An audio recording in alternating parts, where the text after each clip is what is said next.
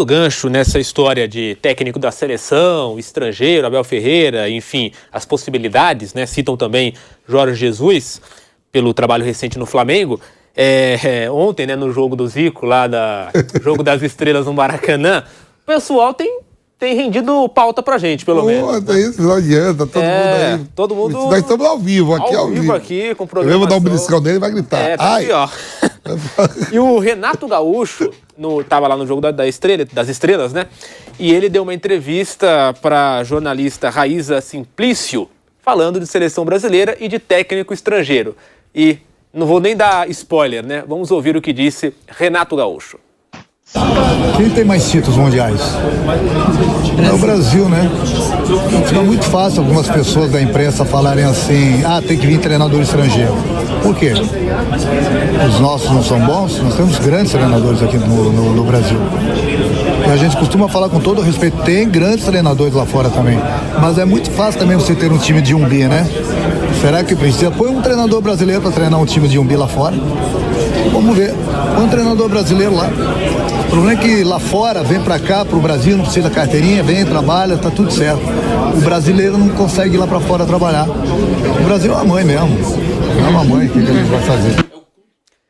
Tá aí. É uma declaração, Mauro César, que lembra aquela que ele deu na época do Grêmio antes de chegar no Flamengo, né? Ela era 200 milhões. Ele cita... Aumentou para 1 bilhão agora, né? Ele cita, né? É fácil ganhar com um time de 1 bilhão, bota um técnico brasileiro para treinar Real Madrid, Barcelona, Manchester City, enfim. É o que ele diz em resumo, aí nós ouvimos na declaração do Renato Gaúcho. E aí, Mauro César Pereira? Eu escrevi sobre isso lá no meu blog hoje cedo, inclusive. Assim... É incrível, porque não tem nem criatividade o Renato, né? Porque está repetindo, só mudando as cifras e um pouquinho ali o discurso. Depois de tudo que nós vimos na Copa do Mundo, né? Os elogiados treinadores de Marrocos, da Argentina, da França, né? E mais alguns outros. O fracasso, para mim, ainda o melhor técnico brasileiro, que é o Tite. O Tite fracassou retumbantemente, na minha opinião, na Copa do Mundo. Ele foi decepcionante. Não significa que ele seja ruim. Ele é um bom técnico, mas na Copa, para mim, ele foi um fiasco. Depois de toda essa preparação, 4 anos, um ciclo e meio, enfim... Então é um momento muito delicado para os técnicos brasileiros, né, com muitos estrangeiros chegando aqui, porque os clubes percebem a diferença e falam, cara, eu tenho uma chance aqui de trazer alguém de fora que me traga alguma coisa diferente do que esses caras oferecem. Claro que existem bons técnicos brasileiros, mas alguns são muito jovens, outros não têm tanta casca ainda, outros já ficaram para trás. Mas o discurso do Renato é o mesmo, é impressionante. Recapitulando, ele falou em 2019, já tem 3 anos e pouco, né? Antes do confronto Grêmio-Flamengo, na Libertadores, que questionou o Jorge Jesus, dizendo por que ele nunca saiu de Portugal era isso, porque ele não saiu de Portugal, já com 60 e poucos anos na época. E veio o jogo e ele foi atropelado pelo JJ, né? Foi aquele humilhante 5-0, tudo. Jesus sem fala contar, 5-1 ele falava, o Jorge Jesus. E teve o jogo ainda em Porto Alegre, foi 1-1, que foi um banho de bola. Aquele 1-1 foi assim... Para mim, aquele jogo de Porto Alegre foi mais impactante do que o 5-0, porque foi na casa do Grêmio, e eu me lembro que eu estava nesse jogo, tinha os colegas da imprensa gaúcha do lado, e todo mundo estava incrédulo, assim, o Grêmio sempre tinha posse de bola em casa, tudo. O Grêmio não pega na bola, tia. O que está acontecendo? E gols polêmicos até do VAR. E ali já foi um choque, porque assim, o Grêmio em casa, ele foi totalmente dominado. E não foi porque o Flamengo tinha jogadores bons, não, porque o Flamengo era muito bem treinado pelo português, pelo Jorge Jesus. Aí ele toma de 5-0. Aí mas ele diz, mas ainda não ganhou nada. Aí em 24 horas o português ganhou a Libertadores, em menos de 24 horas, daí o brasileiro, que foi no sábado ou no domingo. Aí passa o tempo. Aí ele vai pro Flamengo. Aí ele fala, o time de 200 milhões, né? Com 200 milhões, eu também faço, tudo. Aí ele foi treinar o Flamengo com o elenco mais caro do que o de 2019, que em 2021 já tinha mais jogadores, mais investimento. Ele não conseguiu o título brasileiro, ficou bem atrás do Atlético Mineiro, com vários tropeços ali e tal na campanha. Ele foi eliminado da Copa do Brasil pelo Roberto Valentim, com o Atlético Paranaense no Maracanã, 3-0, e perdeu a final da Libertadores para quem? Para o Palmeiras, que é treinado por quem? Por um português, que é o Abel Ferreira, que já o havia derrotado em 2020 na final da Copa do Brasil, com muita facilidade, por sinal, naquele Palmeiras e Grêmio, naquela final ainda invadindo 2021. E ele repete isso, e essa história da carteirinha que ele fala, gente, os técnicos brasileiros, eles não trabalham lá fora na Europa, não é porque não tem uma carteirinha, é porque ninguém os convida, ninguém os quer. Nenhum clube europeu, minimamente razoável, de porte, nem os pequenos, ninguém convida os técnicos daqui do Brasil. Eles precisam olhar para isso e pensar, o que acontece com a gente, né?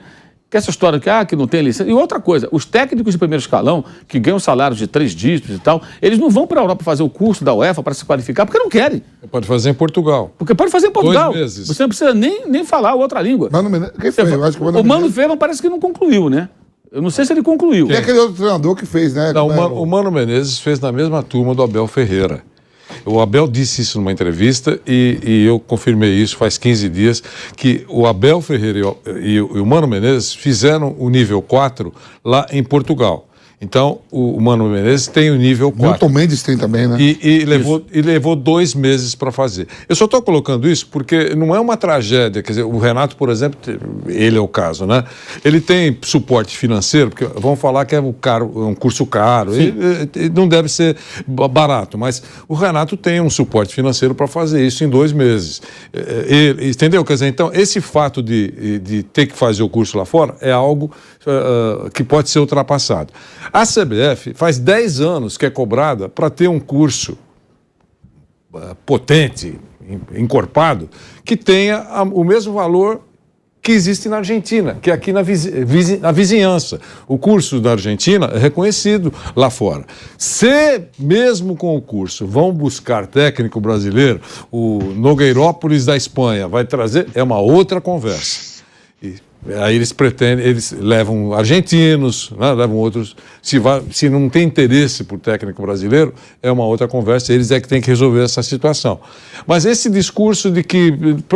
Eu lembrei eu brinco muito com o Nilson, por isso que eu falo toda hora aqui. Ele só faltou fazer o gesto do Nilson. Quem ganhou 5? 1, 2, 3, 4, 5. Quem? Isso já passou, cara. E quem perdeu 17? Eu não tenho 17 dedos. É isso que eu quero responder. Pois é. A gente pode ajudar você, né? Porque quem perdeu? Anos, né? Exato. Os técnicos brasileiros ganharam 5 e perderam 17 Copas do Mundo. Sempre foi técnico brasileiro. Então, quem ganha 5 e perde 17, vamos apelar para a matemática. Isso. E outra coisa, o futebol está sempre mudando. O último título, está lembrando que o Brasil foi há 20 anos. Isso é ridículo, porque assim, pessoas com recursos muito inferiores aos técnicos de primeiro escalão fazem intercâmbio fora do país para aprender uma língua, para se especializar em determinada área, né?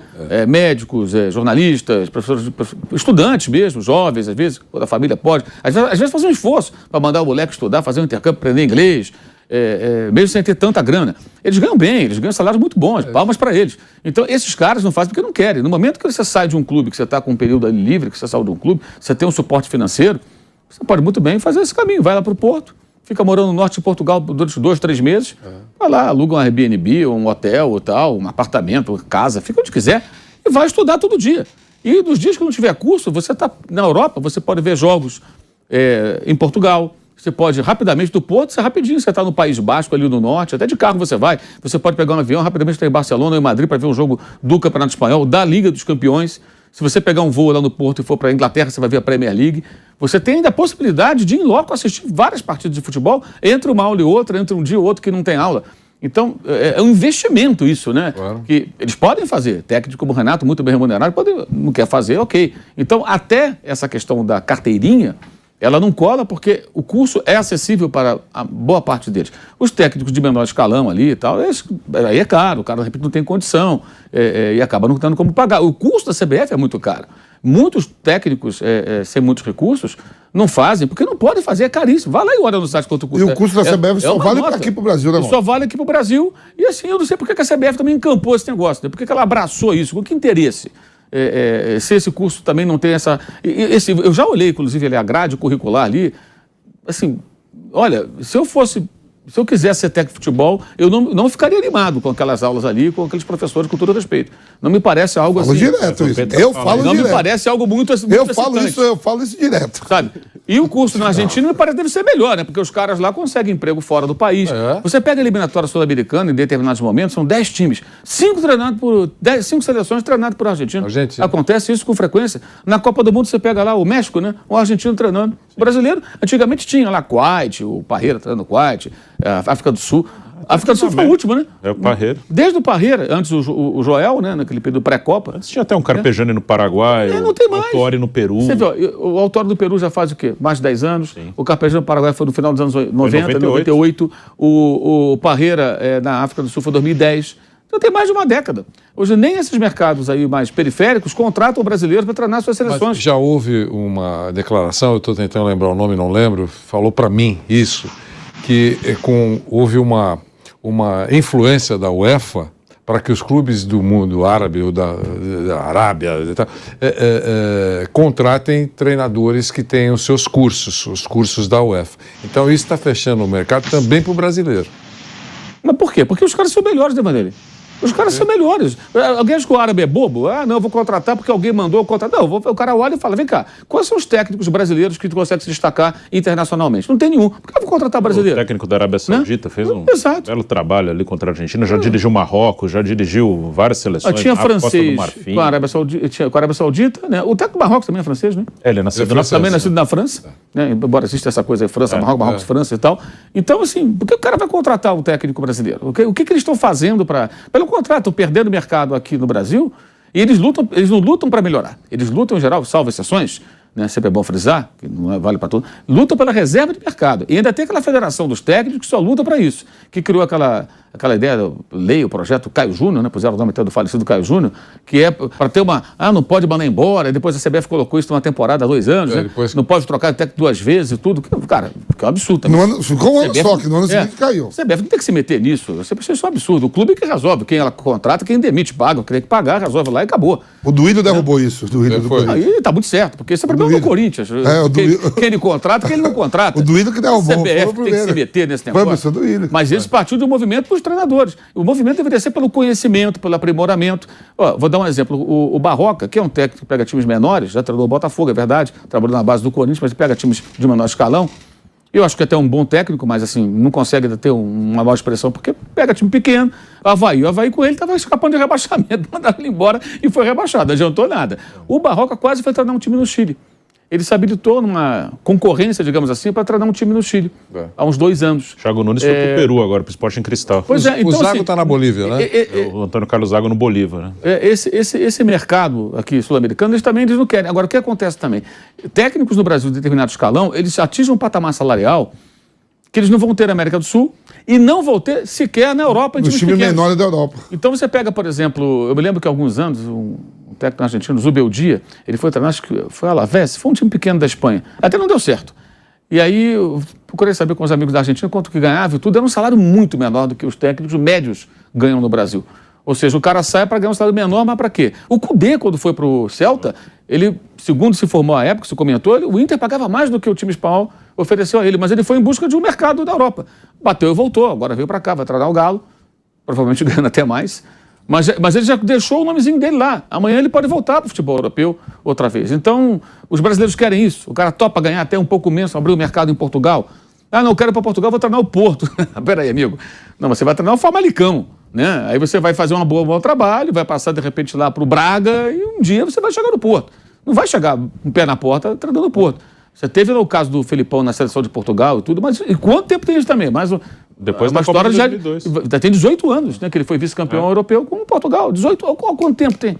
Um exemplo muito, chegou com o status campeão. Um exemplo muito claro disso é o Manuel Pellegrini, chileno, né, que está até hoje no futebol europeu, no Betis. Ele entra pelo Villarreal. Ele estava no River Plate, foi pro Villarreal. E o Villarreal hoje é um time muito maior do que era quando ele pegou. Com ele, o Villarreal pela primeira vez jogou uma Champions League, chegou numa semifinal e foi vice-campeão espanhol, que também é a melhor posição da história do clube. Então ele foi para um Villarreal, que era um time que nem jogava competições. Depois, com ele, que começou a frequentar a Champions, a Europa. E depois ele dirigiu o Real Madrid, Manchester City, agora está no Betis. Também começou num time médio.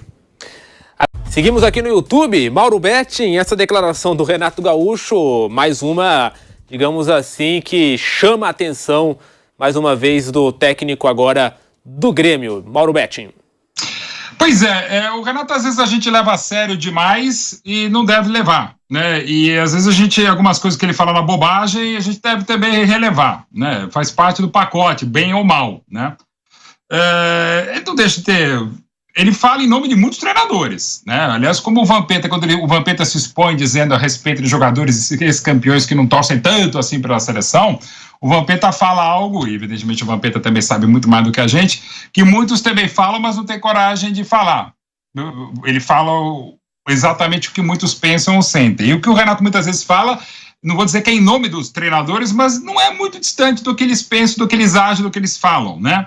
Daquilo que eles pensam e dentro até do corporativismo, que é sempre detestável, como tem corporativismo na imprensa, como tem várias outras áreas, um pouco mais, um pouco menos. Nesse momento é difícil falar tão bem assim do treinador brasileiro, né? De fato, é um fato, o futebol brasileiro é pentacampeão, e até pegando na escola que mais hoje causa espécie entre os treinadores brasileiros e mais nos quer o torcedor brasileiro, que é a escola portuguesa, deve dizer que as melhores campanhas de Portugal se devem a treinadores brasileiros. O Otto Glória em 66, lá se vão 56 anos, e o Filipão, claro, em 2006 também, já vão aí muitos anos, né, evidentemente, de lá para cá. 16 aninhos, né? É isso.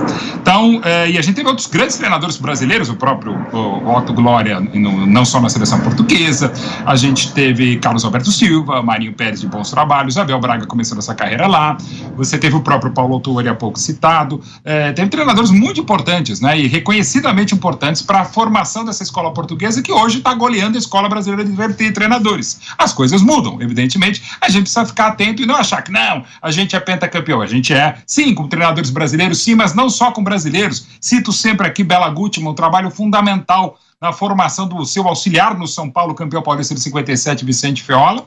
O Vicente Feola praticamente aprendeu a fazer aquele 4-2-4, quase 4-3-3 do Brasil em 58, e seria 4-3-3 mesmo, já com a Moreira do bicampeonato do Chile. Muito do que o Brasil fez em 58 se deve ao húngaro Bela Gutmann, né, que depois faria a maldição do grande Benfica, bicampeão europeu em 61-62. Então, assim, esse intercâmbio é fundamental entre treinadores, jornalistas, e entre tudo. E no futebol cada vez mais globalizado, não tenha dúvida que essa coisa é importante, né? Cada vez menos os passaportes devem contar, né, em todos os sentidos, inclusive em outros campos muito mais importantes do futebol, e que a gente possa fazer esse intercâmbio. De fato, os cursos da CBF ainda não estão à altura do futebol brasileiro, já melhoraram muito, até porque não existiam, mas estão longe até da própria escola da AFA, e a AFA é uma bagunça, é um horror. De novo, é bom lembrar, gente, a AFA até recentemente, é um antecessor do Lionel Scaloni, eles deixaram a dívida que tinham com o treinador paga em cheque sem fundo. Então, assim, a AFA é um horror.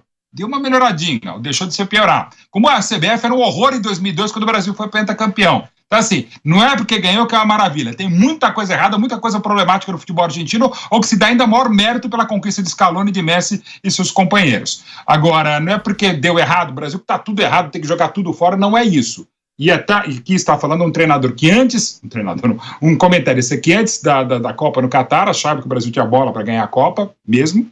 Durante ela também achava que dava para ganhar, e então já não tinha um sucessor para o Tite. Continuo sem a menor ideia de um sucessor para o Tite, mas insisto que a gente não deva ser afobado para escolher esse treinador. Tem tempo ainda, né? E, de novo, é só ver o caso do Regragui, o treinador de Marrocos, que assumiu a seleção africana em 31 de agosto desse ano, e a campanha que fez semifinalista, quarta colocada. Não estou falando que é isso. O próprio Vampeta, a gente cita sempre, a bagunça que foi a preparação para 2002, deu tudo certo naquele mês na Ásia. Então não é porque deu certo com bagunça, é que deve ser sempre bagunça. Aliás, a gente exagera nisso fora de campo e às vezes dentro de campo com a seleção e com o futebol brasileiro como um todo. Mas realmente tem muito de corporativismo, algumas coisas que o Renato falou são fatos, mas muito também de uma sensação até individual de que, não precisa estudar, precisa treinar. Não é isso, até o próprio Renato estuda, treina, tal, do jeito dele. Você pode e deve discutir, evidentemente, mas enfim, a gente não pode continuar com esse sectarismo, não pode vir nada de fora, ok, mas também não essa ideia de moda, né? Não, pode trazer qualquer treinador, sobretudo se for português, que vai dar certo na seleção brasileira. É claro que não é assim e não pode ser assim.